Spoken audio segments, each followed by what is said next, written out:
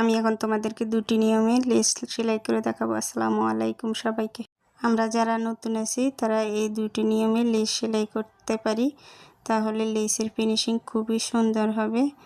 অন্যভাবে সেলাই করতে গেলে অনেক সময় লেসটা আঁকাবাঁকা হয়ে যায়, বা এই নিয়মটা পুরনো যারা আছে তারা বেশিরভাগ ফলো করে, কারণ পুরনোরা একটু এক্সপার্ট হয়ে যায় সেলাই করতে করতে। এভাবে রেখে তারপরে লেসের উপরে সেলাই করতে হবে। যতটুকু জায়গা আমরা জয়েন্টের জন্য থাকে ততটুকু জায়গার উপরে সেলাইটা দিব একদম চিকন করে। তোমরা ভালোভাবে খেয়াল করলে বুঝতে পারবে আমি কতটুকু কাপড়ের উপরে সেলাই করতেছি। প্রায় 1 সুত কাপড়ের উপরে এইভাবে সেলাই করা হয়ে গেছে।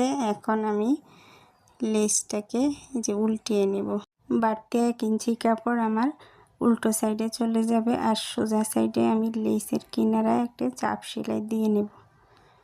দেখো আমি কিভাবে সেলাই করছি, তোমরা একটু ভালো করে খেয়াল করলে বুঝতে পারবে।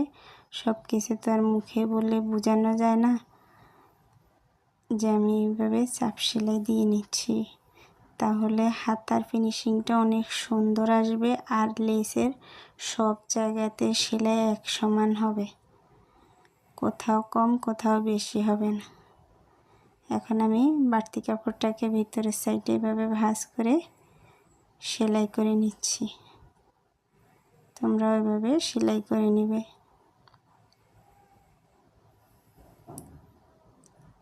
তারপর আমি হাতার জয়েন্টটা সেলাই করে নেব।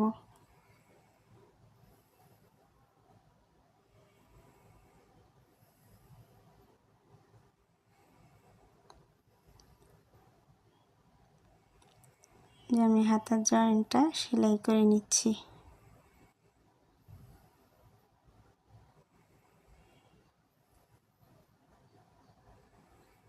আর হাতাটা সেলাই হয়ে গিয়েছে। এখন আমি হাতার মুহুরিটা মেপে দেখলাম কেমন হয়েছে হাতাটা, বলবে তোমরা। এখন আমি অপর নিয়মটাতে সেলাই করে দেখাচ্ছি।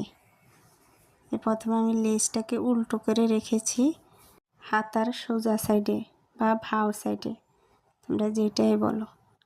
তারপর আমি উল্টো সাইডটাকে এভাবে ঘুরিয়ে এনে আবার আরেকটা সেলাই করে নিচ্ছি লেসের জয়েন্টের উপরে। তারপর আবার এই যে ভিতরের সাইডে বাড়তি কাপড়টা নিয়ে চাপ সেলাই দিয়ে নিলাম। এটাতে শুধু লেসকে